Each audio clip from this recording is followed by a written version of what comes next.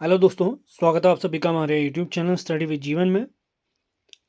तो PYQ series को आगे बढ़ाते हुए आगामी लोअर पीसीएस भर्ती परीक्षा एफआरओ, एसीएफ, आरओ प्री परीक्षा 2025 के लिए पीवाईक्यू सीरीज को आगे बढ़ाते हुए आज हम देखेंगे यूकेपीएससी द्वारा लोअर पीसीएस प्री की परीक्षा जो 12 दिसंबर 2021 को कराई गई थी। पेपर टोटल 150 अंकों का ही रहता है, आप सभी लोग जानते हैं। तो उसके सामान्य अध्ययन वाले पेपर का सोल्यूशन हम कंप्लीट देखने वाले हैं। आगे बढ़ने से पहले आपसे कहना चाहेंगे, चैनल पर आप नए हैं तो इसे लाइक, शेयर और सब्सक्राइब ज़रूर करें। इसकी पीडीएफ आपको हमारे टेलीग्राम चैनल, व्हाट्सएप चैनल, हमारी ऐप उत्तराखंड 360 में प्राप्त हो जाएंगी। सभी के लिंक वीडियो के डिस्क्रिप्शन में दिए गए हैं। इससे पहले हमने एफआरओ का पेपर, आरओ लेखा का जो परीक्षा हुई थी 2025 में, उसका सोल्यूशन ऑलरेडी इस चैनल में डाला हुआ है, तो वहाँ से आप देख सकते हैं। इसी प्रकार की सीरीज़ लगातार चलती रहेगी, आप लोग सपोर्ट करेंगे, लाइक करेंगे तो ये सीरीज़ लगातार चलती रहेगी आपकी परीक्षा तक, जो कि सबसे पहला पेपर है हमारा लोअर पीसीएस भर्ती परीक्षा मई में। उसके बाद एफआरओ की परीक्षा है, एसीएफ की परीक्षा है, लॉगिंग अधिकारी की परीक्षा है।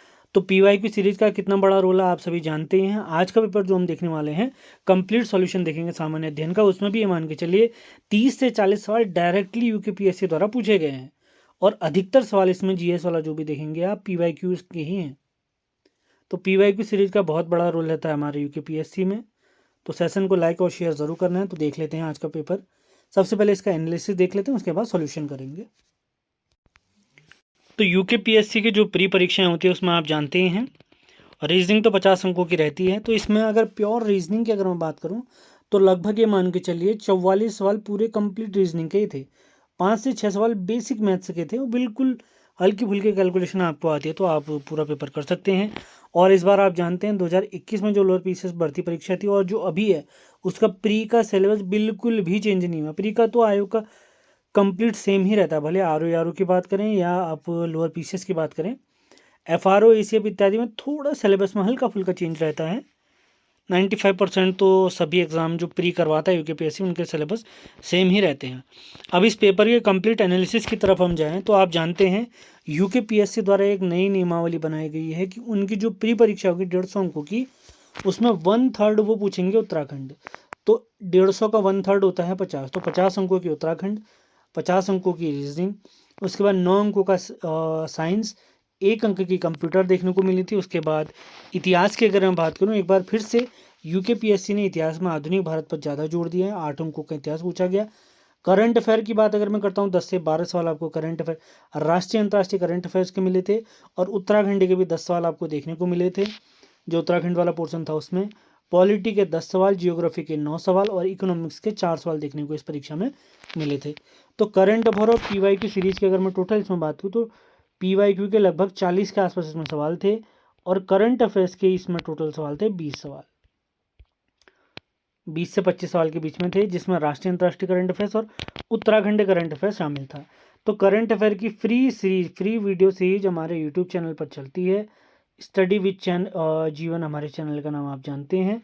इन क्लास की पीडीएफ अगर आप चाहते हैं, करंट अफेयर की पीडीएफ अगर कहें या पीवाईक्यू सीरीज की अगर पीडीएफ अगर आप चाहते हैं, पीडीएफ पेड ही रहेंगी, मैं पहले बता देता हूँ, वीडियो फ्री चलेंगी। तो पीडीएफ के लिए आप हमारे नंबर 7895127508 पर संपर्क कर सकते हैं, आपको सभी पीडीएफ प्राप्त हो जाएंगी। तो बिना टाइम वेस्ट किए स्टार्ट करते हैं आज के पेपर का सॉल्यूशन। आज हम देख रहे हैं यूकेपीएससी लोअर पीसीएस प्री परीक्षा 2021, परीक्षा तिथि 12 दिसंबर 2021। आगामी सभी भर्ती परीक्षाओं के लिए वेरी इंपॉर्टेंट सीरीज। तो पहला सवाल देख लेते हैं। यही सवाल आयोग ने नवंबर 2021 में आयोजित हुए एफआरओ परीक्षा में भी पूछा था। स्टार्टिंग के 2 सवाल तो वहीं से कॉमन रिपीट कर दिया आयोग ने। तो पहला सवाल है, उत्तराखंड में निम्न में से किस स्थान पर प्राचीन शिलालेख मिले थे? तो इसका सही जवाब है कालसी। अगला सवाल, कुमाऊं राज्य में चंदवंश का अंतिम शासक महेंद्र चंद। अगला सवाल, गूंठ भूमि का क्या अर्थ है? तो इसका अर्थ है मंदिरों को दान की गई या मंदिरों को प्रदत्त भूमि। अगले सवाल की तरफ हम बढ़ेंगे। हिमालयन डिस्ट्रिक्ट्स पुस्तक के लेखक कौन है? एटकिंसन है। जो भी सवाल आपको इंपॉर्टेंट लग रहे हैं उन्हें नोट डाउन जरूर करें ताकि अगली परीक्षा से पहले आप इनके रिवीजन कर सकें। अगला सवाल है, उत्तराखंड शासन की वीर चंद्र सिंह गढ़वाली योजना निम्न में से किस क्षेत्र से संबंधित है? सही जवाब है पर्यटन। अगले सवाल की तरफ बढ़ते हैं। उत्तराखंड आर्थिक सर्वेक्षण 2018-19 के अनुसार उत्तराखंड में किस जनपद, ये हमें पढ़ने की आवश्यकता बिल्कुल नहीं है, काफ़ी पुराना सवाल है। अगले सवाल की तरफ हम बढ़ते हैं। निम्न में से कौन सा युग्म सही सुमेलित नहीं है? तो इसका सही जवाब है कौसानी। कौसानी पिथौरागढ़ में स्थित न होकर बागेश्वर में। अगला सवाल, भौगोलिक क्षेत्रफल की दृष्टि से उत्तराखंड राज्य भारतीय राज्यों में किस स्थान पर है? तो इसका सही जवाब है 19वें स्थान पर। अगला सवाल वेरी इंपॉर्टेंट, उत्तराखंड राज्य का लिंगानुपात 2011 की जनगणना के अनुसार कितना है? तो सही जवाब है 963। अगला सवाल, नीचे दिए गए नामों में से उस नेपाली राजा का नाम इंगित कीजिए जिसने 12वीं शताब्दी के अंत में खस देश, केदार भूमि और दानव भूतल प्रदेश पर राज्य किया था। तो इसका सही जवाब है अशोकचल। अगला सवाल, अल्मोड़ा या आलमनगर का संस्थापक कौन था? तो इसका सही जवाब है चंद शासक बालो कल्याण चंद। अगले सवाल की तरफ बढ़ते हैं। 1658 ईस्वी में किस मुगल शहजादे ने श्रीनगर गढ़वाल में शरण ली थी? तो इसका सही जवाब है दारा शिकोह के पुत्र सुलेमान शिकोह ने। सुलेमान शिकोह दारा शिकोह और औरंगजेब में काफ़ी लंबा युद्ध छिड़ा था, आप सभी लोग जानते ही हैं। अगले सवाल की तरफ बढ़ते हैं। ये भी काफ़ी महत्वपूर्ण सवाल है, उत्तराखंड से रिलेटेड सवाल देखने को मिलेंगे आपको। भारत के प्रथम कृषि विश्वविद्यालय की स्थापना पंतनगर में कब हुई? तो इसका सही जवाब है 17 नवंबर 1960। अगला सवाल है, उत्तराखंड राज्य के अस्तित्व में आने के बाद प्रथम बार राष्ट्रपति शासन कब लगा था? तो इसका सही जवाब है 27 मार्च 2016। अगले सवाल की तरफ हम बढ़ते हैं। निम्न में से ब्रिटिश कुमाऊं के किस कमिश्नर ने पुलिस व्यवस्था के स्थान पर सामान्य प्रशासन के लिए पटवारी व्यवस्था लागू करी? तो इसका सही जवाब है ट्रेल। अगला सवाल, उत्तराखंड की विधानसभा में अनुसूचित जाति एससी के प्रत्याशियों के लिए कितने स्थान आरक्षित हैं? तो सही जवाब है 13। एसटी के लिए अगर पूछेंगे तो 2, नानक मत्ता और चक्राता। अगला सवाल देख लेते हैं। ब्रिटिश गढ़वाल का 1840 में मुख्यालय कहाँ था? सही जवाब है पौड़ी गढ़वाल। अगला सवाल, उत्तराखंड में पंचायतों की वित्तीय स्थिति का पुनर्विलोकन करने हेतु राज्य वित्त आयोग का गठन कौन करता है? तो इसका सही जवाब है राज्यपाल। वर्तमान 2025 की अगर हम बात करता हूँ तो छठे वित्त आयोग की स्थापना उत्तराखंड में करी जा चुकी है। करंट अफेयर में आपको पढ़ा दिया जाएगा। अगला सवाल है, अटल न्यू इंडिया चैलेंज किस वर्ष से प्रारंभ किया गया था? सही जवाब है 2018-19 से। अगला सवाल वेरी इंपॉर्टेंट, ग्रामीण एवं कृषि विकास समिति की स्थापना कहाँ की गई थी? सही जवाब है हल्द्वानी। अगला सवाल, नैनीताल में राजभवन की स्थापना किस वर्ष की गई थी? तो सही जवाब है 1897। अगले सवाल की तरफ बढ़ते हैं, वेरी इंपॉर्टेंट सवाल, कुमाऊं मंडल विकास निगम एवं गढ़वाल मंडल विकास निगम की स्थापना कब की गई? सही जवाब है 31 मार्च 1976। अगला सवाल, 2011 की जनगणना के अनुसार उत्तराखंड राज्य की कुल जनसंख्या में अनुसूचित जाति का प्रतिशत है? तो सही जवाब है 18.76%। अगला सवाल, चिपको आंदोलन कहाँ से शुरू हुआ? तो इसका सही जवाब है चमोली से। अगला सवाल, उत्तराखंड में सर्वाधिक एवं न्यूनतम जनसंख्या 2011 जनगणना के अनुसार वाले जनपद कौन से हैं? तो सर्वाधिक है हरिद्वार और न्यूनतम है रुद्रप्रयाग। अगले सवाल की तरफ बढ़ते हैं। उत्तराखंड के ही कंटिन्यू आपको सवाल देखने को मिल रहे हैं अभी। झिरोली, बागेश्वर व चंडाक पिथौरागढ़ में कौन सा खनिज मुख्य रूप से पाया जाता है? तो इसका सही जवाब है मैग्नेसाइट। अगला सवाल है, सगंध पादप केंद्र CAP उत्तराखंड में किस स्थान पर है? सही जवाब है सेलाकुई देहरादून। अगला सवाल, जनगणना 2011 के अनुसार उत्तराखंड के किस जनपद में महिला साक्षरता न्यूनतम थी? तो इसका सही जवाब है उधमसिंह नगर। अगले क्वेश्चन की तरफ बढ़ते हैं। हिमालय के लिए उत्तराखंड आजीविका सुधार प्रोजेक्ट ULIPH प्रबंधित किया जाता है। तो इसका सही जवाब है उत्तराखंड ग्राम विकास समिति द्वारा। अगले सवाल की तरफ बढ़ते हैं। सूची 1 को सूची 2 से मिलान करना है। जैसे सर्वाधिक अधिकतम क्षेत्रफल वाला ऑप्शन के हिसाब से सही जवाब है उत्तरकाशी। न्यूनतम क्षेत्रफल वाला ऑप्शन के हिसाब से आप जानते हैं चंपावत। 3 और 4 से स्टार्ट होने वाले 2 ही ऑप्शन हमें प्राप्त होते हैं, मतलब एक ही ऑप्शन हमें मिला है ऑप्शन सी, तो यही सही जवाब हो गया। अधिकतम जनसंख्या अभी थोड़ी देर पहले हमने पढ़ी थी हरिद्वार, और अधिकतम साक्षरता वाला देहरादून। तो इस प्रकार से सवाल सॉल्व हो सकता है, बहुत आसान सवाल था। अगले सवाल की तरफ हम बढ़ते हैं। निम्न में से कौन सी मद उत्तराखंड राज्य सकल घरेलू उत्पाद के आकलन में 2019-20 के दौरान प्राथमिक क्षेत्र में नहीं रही? इनमें से कोई नहीं, ये सभी प्राथमिक क्षेत्र के हैं। अगला सवाल, उत्तराखंड सरकार द्वारा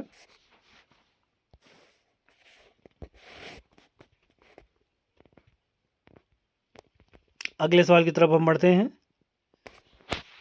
उत्तराखंड सरकार द्वारा किस तिथि से किसान प्रोत्साहन पेंशन योजना प्रारंभ की गई? सही जवाब है 15 अगस्त 2014। अगला सवाल देखते हैं। स्टॉकहोम में प्रथम बार पर्यावरण पर संगोष्ठी किस वर्ष प्रस्तावित की गई? सही जवाब है 1972। अगला सवाल है, उत्तराखंड राज्य में वनों के अंतर्गत क्षेत्रफल है? अब वर्तमान तो ये परिप्रेक्ष्य चेंज हो चुका है, तो इस सवाल को हम नहीं करेंगे, उस टाइम के करंट अफेयर के हिसाब से था। उत्तराखंड वन रिपोर्ट 2023 के आंकड़े 2024 में जारी हुए थे, जिसकी डिटेल वीडियो मैं ऑलरेडी बना चुका हूँ, आप देख सकते हैं उस वीडियो को। अब देखेंगे कुछ साइंस के सवाल। साइंस के भी काफ़ी अच्छे सवाल पूछे गए हैं।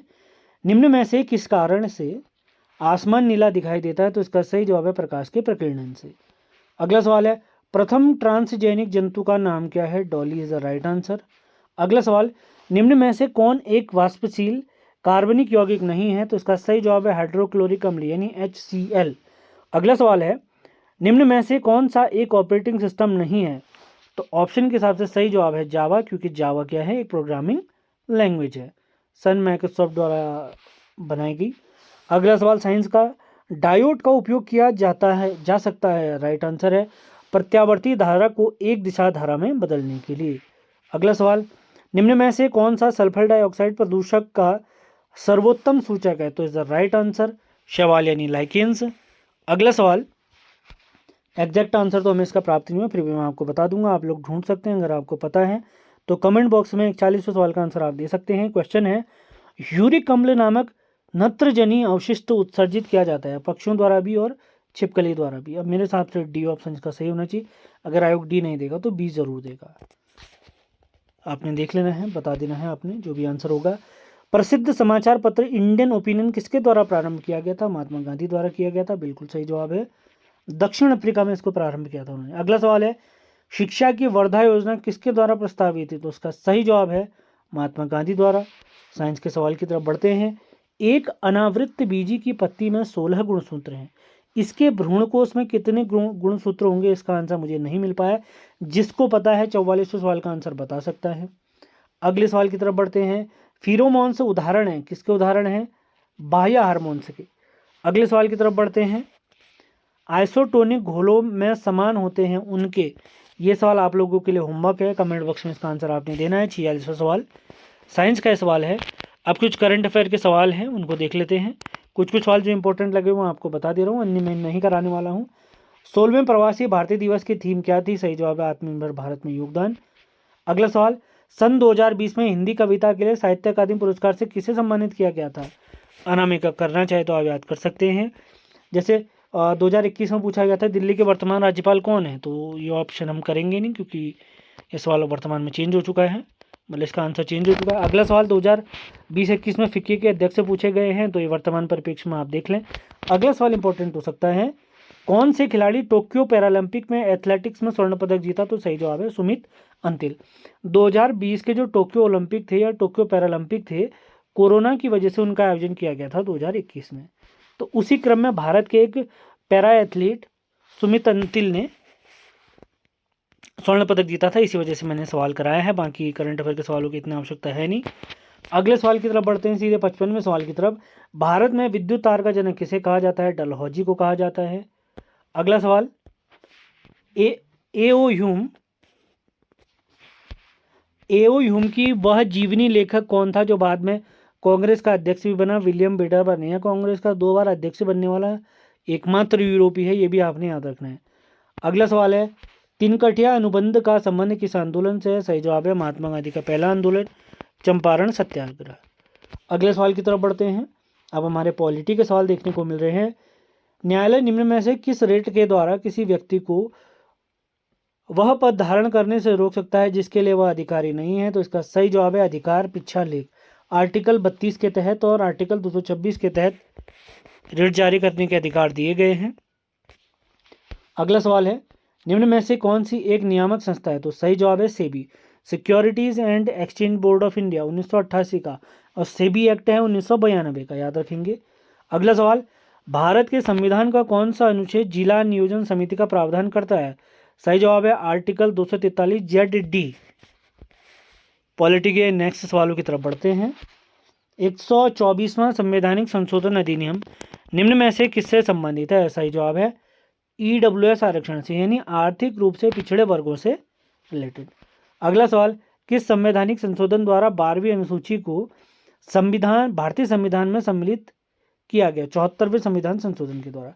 पिछले पेपर में आपने देखा था पंचायती राज के बारे में पूछा गया था, जो 73वें संविधान संशोधन से रिलेटेड था। तो आयोग सवालों को टॉपिक के अनुसार दे रहा है पेपरों में, आपने ध्यान रखना है। अगले सवाल की तरफ बढ़ते हैं। भारत का नियंत्रक महालेखा परीक्षक अपना वार्षिक प्रतिवेदन यानी रिपोर्ट किसे प्रस्तुत करता है? भारत के राष्ट्रपति को। अगला सवाल देखते हैं। GST परिषद का अध्यक्ष होता है, कौन होता है? केंद्रीय वित्त मंत्री। वर्तमान में केंद्रीय वित्त मंत्री हैं निर्मला सीतारमण। 2025 का जो वर्तमान का बजट है उन्होंने ही पेश किया है। अगला सवाल करंट अफेयर का था, हम करेंगे नहीं। 67 क्वेश्चन की तरफ बढ़ते हैं। निम्न में से किसको भंग नहीं किया जा सकता किंतु समाप्त किया जा सकता है? राज्य विधान परिषद। 68वां सवाल करंट का है तो आवश्यकता है नहीं। 69वें सवाल की तरफ बढ़ते हैं।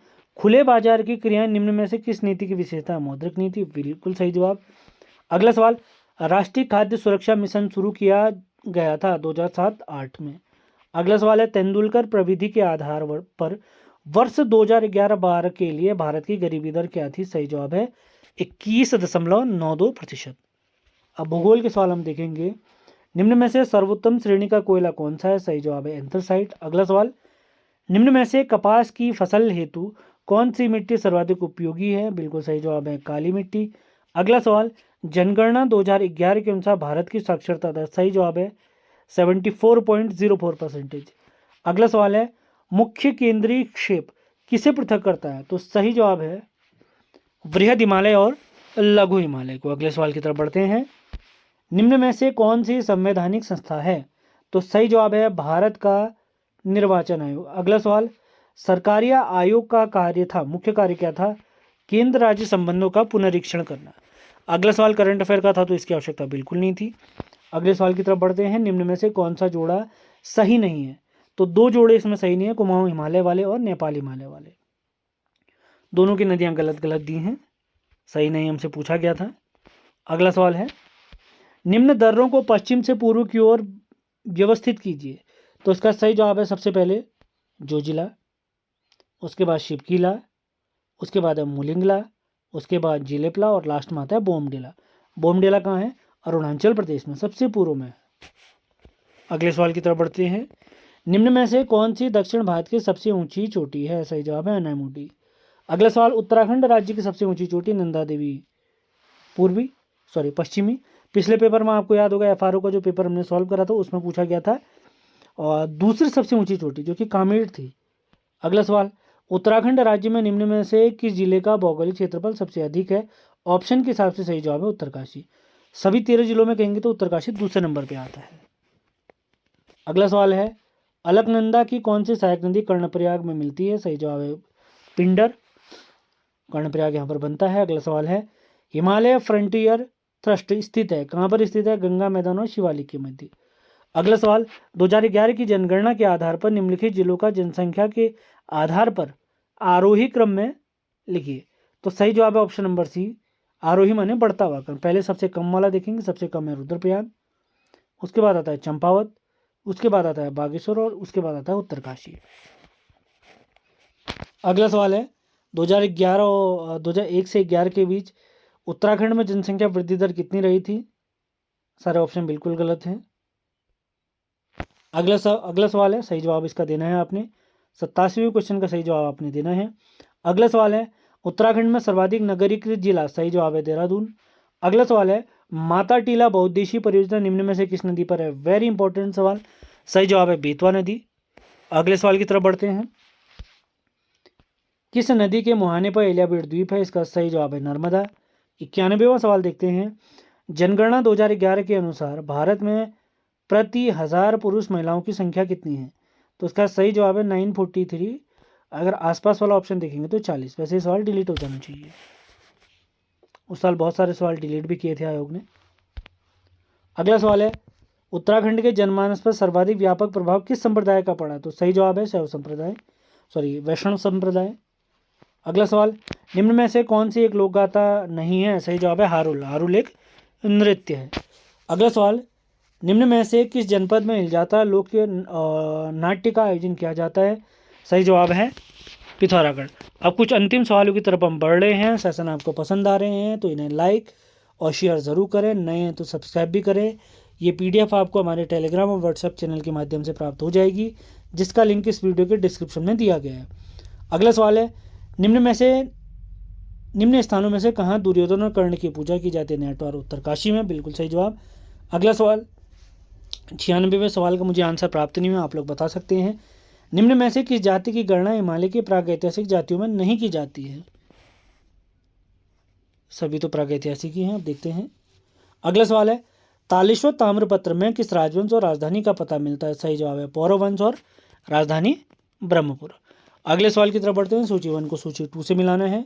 सबसे पहले है भारतीय सैन्य अकादमी देहरादून, ऑप्शन 3 से स्टार्ट होने वाला एक ही है, तो 20 का सही है। फूलों की घाटी हम जानते हैं चमोली।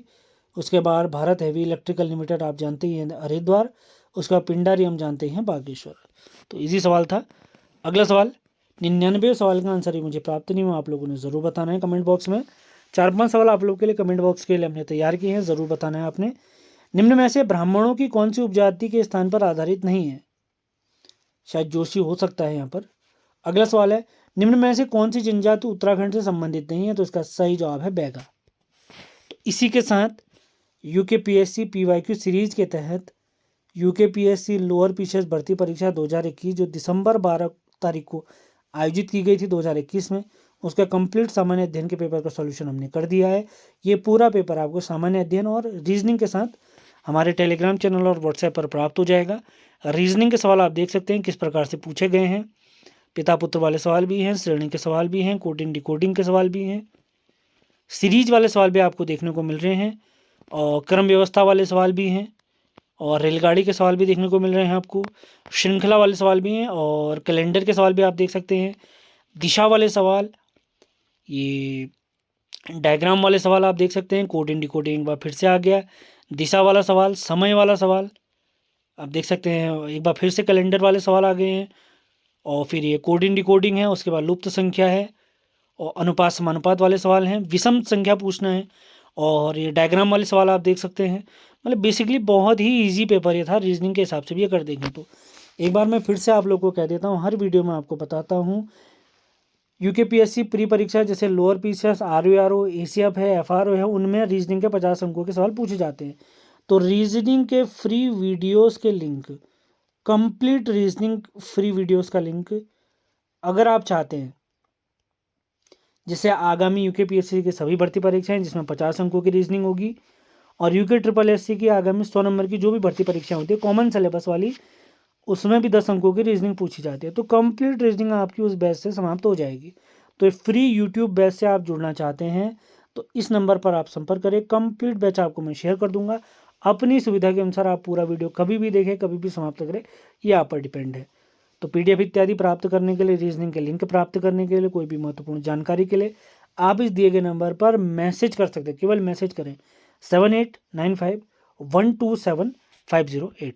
इसी के साथ आज का हमारा सेशन समाप्त होता है। मिलते हैं अगले वीडियो में। धन्यवाद।